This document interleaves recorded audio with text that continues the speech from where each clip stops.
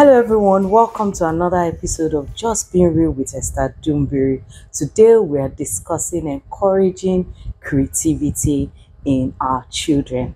We'll be embarking on a journey on how we can nurture creativity in our children through the lens of our faith as believers. Now, as Christian mothers, it's important that we understand that our position is a position of a steward, and we are supposed to steward the gifts and talents that God has bestowed in our children.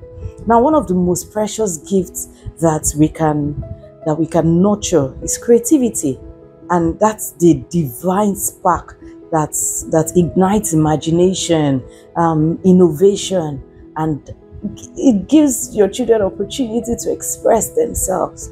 If we look at where the word creativity comes from, taken from the root word create, we see that in Genesis 1:1, and the Bible says, in the beginning God created the heavens and the earth. Our God is the ultimate creator, and he made us in his image. So if you understand that, you then see why creativity is inherent in our divine design. It's a part of our makeup. So when you see your children showing tendencies to want to do something new, try something new, create something new, then you know that it's because they are just living out their purpose. Their Father is a creative God. When we talk about encouraging creativity, we are saying that if God delights in his creation, we too can find joy in encouraging our children to also explore and create. Proverbs 22 verse 6, we are all familiar with that verse. It says, train up a child in the way he should go, and when he is old, he will not depart from it. So whatever you put in your child from as early as let's leave it as from 1 to roughly, is what the child would take as he goes on into maturity, into adulthood, into teenage years, into adulthood, eventually into parenting. So it's important that we nurture creativity as part of their spiritual and emotional upbringing. Creativity is not supposed to be something that is treated totally separate. It's a part of all the trainings you're giving your child. So as you're teaching your child how to love God, know God, recognize the voice of God, you're also teaching your child how to be intelligent emotionally, how to manage their intelligence. You're teaching them how to be creative. You're teaching them financial skills. You're teaching them how to relate with people. You're helping them develop mentally. Now, everything, it's a full package. It's not something that you pick one and leave one. So creativity should be part of the things that you're doing when you are looking at, okay, what are things I need to train my child to be able to do? Creativity is one essential part of it. And it's important that while you're training your child, while you're encouraging creativity in your child, you ensure that they understand that you're creating a safe space for them. You have to create an environment where your children feel safe to express themselves without fear of judgment. Psalm 46 verse 1 tells us that God is our refuge and our strength. God is a very present help in time of trouble. And if God is that way, are you a refuge to your children? Are you a present help in time of need for your children? Are you showing them a picture of who God is? Or when they look at you, do they hate God for who he is? So if God is our refuge, our strength, our very present help in time of need, we also should be a source of refuge to our children, in a way that we foster creativity with love and acceptance. When they're trying to be creative, let them know that they have a safe place with you as their mother. There's a safe haven for them to express themselves and not be scared that mommy will talk them down, mommy won't understand, or mommy would judge them for trying something new or trying to be someone possibly different, right? Another thing we need to know when we are trying to encourage creativity in our children is that we need to help them to embrace their imperfection. In our pursuit to nurturing creativity, many times we can't nurture creativity because we do not have any reason to We expect that everything should be perfect. These kids should be able to do what they're supposed to do at the right time, do it the right way without any mess. And see, just as Jesus showed compassion and grace to the imperfect, we must encourage our children to learn from their mistakes. And we'll talk about that later. Let them see their mistakes as opportunities for growth. Let them express themselves. Let them create the atmosphere for them to know that when they make mistakes, it is a part of life. There is no one in this life who is perfect. Teach your children that imperfection is what makes the world go round. No one can be perfect. Let your children embrace their imperfection. And ultimately, you must ensure that their creativity is to God's glory. Let them direct their creativity towards God. You must guide your children to use that creativity, that desire to do something to glorify God and also serve others. So whether they're creative through art, through music, through storytelling, through problem solving, we must instill in them the belief that their talents and gifts are from God and must be used for His purposes. Now, I mentioned earlier that we are going to look at how do we encourage our children, how do we encourage creativity in our children and create a supportive environment that would help them be innovative, that will help increase their imagination, keep them constantly thinking of what next to do. Number one, you need to provide open-ended materials for them. So when you're giving them art supplies, for instance, building blocks, open-ended toys that allow for limited creativity and exploration. So you can give them blocks, you can give them yarn, knitting yarn, and just tell them to do something with it. You can give them sand, allow them to play with sand and say, build something out of this. You can put cooking your ingredients together and say, you know what, these ingredients, you guys make something out of it.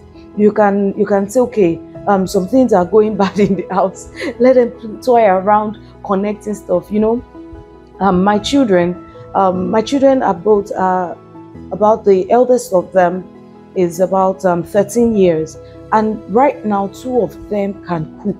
They do the chores, they can cook, they can wash if they need to wash, and every other thing surrounding this. And I didn't get here in one day. From the time they were 5, I allowed them to start washing dishes and pouring water everywhere, making a mess. See, your children cannot be creative if you do not give them room to explore. If you do not allow them to think up something out of nothing, think up something out of what they have with them. Another way to encourage creativity in your kids is to encourage imaginative play. So you just sit with them and let them think wild, think wide, and think wild. So you need to support this play mommy, play daddy, pretend play. You need to encourage your children to use imagination to create stories, characters, worlds. Encourage them to say how to design what their life will look like. You need to show them, okay, so if you're going to do this, how will this work? And then they go, oh, okay, that might not work. And then let's try this. And then they come up with something else and you're wondering. You just give them the opportunity to think and play pretend, or do pretend play. It's free, so why hold them back from doing it? Then another way to offer to create a supportive environment, you must learn to offer praise and encouragement. Celebrate their efforts and their ideas. Don't focus on the end result, focus on the process. You know, when my children began to cook, the kitchen turns into a disaster. I mean a disaster. They turn everything upside down, and at the end of the day, the meal comes out. And initially, I allowed it to be. I helped them, teach them how to tidy up, teach them how to do this, but appreciate them. I praise them for the efforts they've done. A couple of you know, I've showed pictures of some of the things they've done. Now, while I'm encouraging them to take all those risks and to try new things without fear of failure, I am also teaching them, okay, this is how we can be better. Today, my kitchen is not a total mess. And even if it is, they clean up quickly after themselves when they are done cooking, but they are not scared that, oh, mommy will say, I messed up her kitchen. Oh, mommy will say I used too many eggs instead. Or mommy will say the food is not sweet. Yes, I give feedback. Oh, this thing would have been sweeter with a little more salt, with a little seasoning here and there. And we give feedback, and these feedbacks are very important for them. But they see that there is opportunity. So one day they are cooking in the kitchen and they have 4 eggs to fry, and one of the eggs falls down and breaks. How do you react? Do you start shouting, "You are wasting my egg, this?" Or when they are cooking, they are spending so much time boiling water and gas is going, and I'm wondering, oh my God, my gas. But I don't bring it to the fire. I just teach them, this thing you are doing in 30 minutes, you could have achieved it in 15 minutes. I don't judge them, and then the next time they are doing it better. Another way to create a supportive environment is to allow for unstructured time. Just provide opportunities for pre-play where they can just play anyhow they want to play. My children, they sometimes they just come up with something and you're wondering, is this what you're playing with? I remember one of the days I asked my daughter to cut out some sachets of milk, and she finished and started pouring it on her head and said, "Oh mommy, oh mom." And initially I wanted to go, "What's the meaning of this? Don't you know how to have?" But I held myself back and allowed her to play, and even played with her. I told her, "Give me some," and I poured it on my head, just to show that, girl, I appreciate the fact that you're expressing yourself and you're free to express yourself here. Now you should understand that anytime you don't allow your children to express themselves, there will be another opportunity out there when they get to school to express themselves, and you will not be able to make corrections when needed. So give them that opportunity to just relax, throw their heads, whatever they are interested in, let them do it themselves, let them direct those activities themselves, and also be a role model. Demonstrate creativity in your own things you're doing. If you're not a creative person, how do you want to encourage creativity in your children? When you wake up in the morning, think of another way to make the same sauce. You make sauce and spaghetti. Think of another way to make that same sauce. Go on the internet, learn new things, and let your children see, oh, mommy is learning something new. The day my daughter started making something like spring rolls, amazing. She just came that morning and said, "Mommy, I want to make something like spring rolls." And I'm like, ha! The spring rolls, even me, have not made spring rolls. But when she made a version of spring rolls, we could only thank God. But it just showed that she was eager to learn something new, eager to try something new. Some other times, the recipes they want to try, I for disaster control, I manage them and say, no, this one won't work at all. But the ones that I know have a potential of working, I allow them to do it. Because when you demonstrate creativity as a mother, and you encourage their creativity and problem-solving mentality in them, it helps them in their day-to-day tasks. I mentioned before, and I'll keep reiterating, let them embrace their mistakes. You need to teach your children that mistakes are a natural part of the creative process and opportunities for learning and growth. If they don't make mistakes, they cannot grow. If they don't try, they cannot be better. The person who has failed is the person who never tried. The person who tried and failed is not the failure. Teach your children to know that mistakes are a part of life. Then also another way to do that is to provide different experiences for them. Expose them to a variety of art forms, music, literature, cultural experiences, cooking, different sporting activities. Expose them. Let them try their hands at different things. At the end of the day, they will find the one they will eventually be good at, and they will continue along that line. So allow children to make their own choices when it comes to being creative. Let them make choices that you know that might end up bad, but with little repercussions. The mistakes might not scatter a lot of things, right? So you let them make those mistakes, and you come back and tell them, now you've learned that when you put too much water in your rice, it gets soggy. I know now you know how to measure your rice. Or when you leave rice on the fire for too, let them make those. Sometimes not because you don't know how to do it. You want your sitting room to be spick and span. Let them come and play around with water in your sitting room. Let them mop the floor and make a splash. And then when they are done, you say, next time, don't do this, because when you do this, it will cause this. And you see, if you do this, you can do it better. You teach them, show them. Don't be scared of them making a mess. Don't be scared of them making mistakes. And you must let them know that they have the freedom to explore their interests, freedom to express themselves in their own unique ways. Now, I repeatedly talked about helping them embrace their mistakes, and I would like to share a couple of tips surrounding that, because it is very, very important. Let children know that you normalize their mistakes. Communicate with your child that making mistakes is natural. I've said that before. So, and then you also should learn to share your mistakes with your own children. So one of the days I wanted to cook spaghetti that had vegetable, ugu vegetable in it. And when I cooked it, it was a disaster. So, of course, I used the spaghettini instead of regular spaghetti. So it was soggy, it was terrible. And I will say to the children, I am never making this recipe again because I have tried it now and I've seen it's a mess. I've learned that this method doesn't work.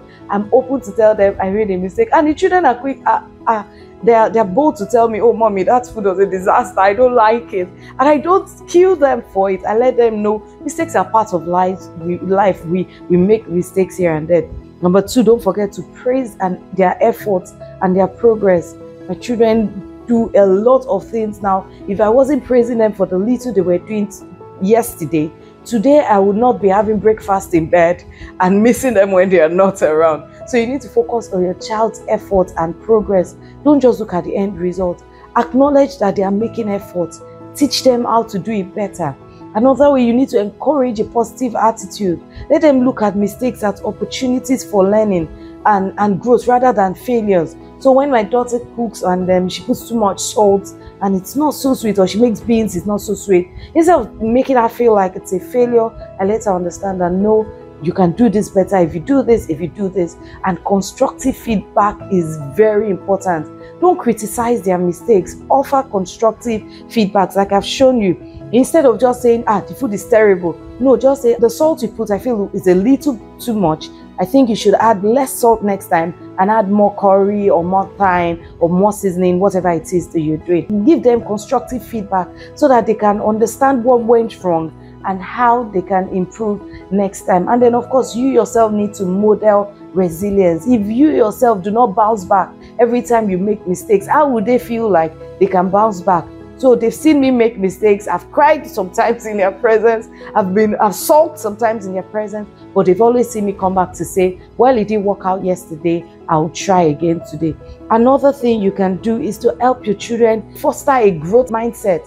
Let them know that they can improve, they can develop their abilities, they can become better through hard work, through practice. My son can get very frustrated at some things sometimes. So I consistently have to tell him, keep practicing. When you're feeling frustrated, stop, take a break, but continue practicing. And then I also encourage reflection. What did I do that I could have done better? I don't tell them everything they should have done better immediately. I encourage them to tell me, okay, tell me, what do you think went wrong with this? Okay, when I cook, I don't tell them what it tastes like. I tell them, come taste it and give me feedback. What do you think I should do differently? And they tell me. And then I always say this example of when my son, when he was about 3 years or so younger, and we went visiting someone and he refused to eat the meal that he was served. And I asked him, why aren't you eating it? He said, it's because the stew isn't done. And seriously, when I tasted the stew wasn't done. So imagine if I had not brought him from the point of, okay, this stew is getting better, okay, this stew is almost done, this stew is not done, this stew is now done, he wouldn't have known the difference. And of course, celebrate their progress. Celebrate your child's progress. And even if it is small, they can boil water now, celebrate it. They can cook rice now, celebrate it. Let them see that improvement is a journey and every step is worth celebrating. So when we begin to support our children, when we help them embrace their mistake, they can become more resilient. It helps them build confidence. They have a positive attitude towards learning and growth, and they eventually grow up to become more creative. So I want to encourage every one of us today, let's commit to creativity in our children. Many children right now, once they don't have a job, they feel disempowered. We shouldn't raise our kids to feel that way. We should raise them to know that wherever you find yourself, there is always something that you can do. As we continue to trust God's guidance in nurturing these children, we pray that their creative minds will begin to bloom. And if you've not done any of these steps so far, it's not too late to start. I usually tell people the best time to catch them is when they are between 5 and 8.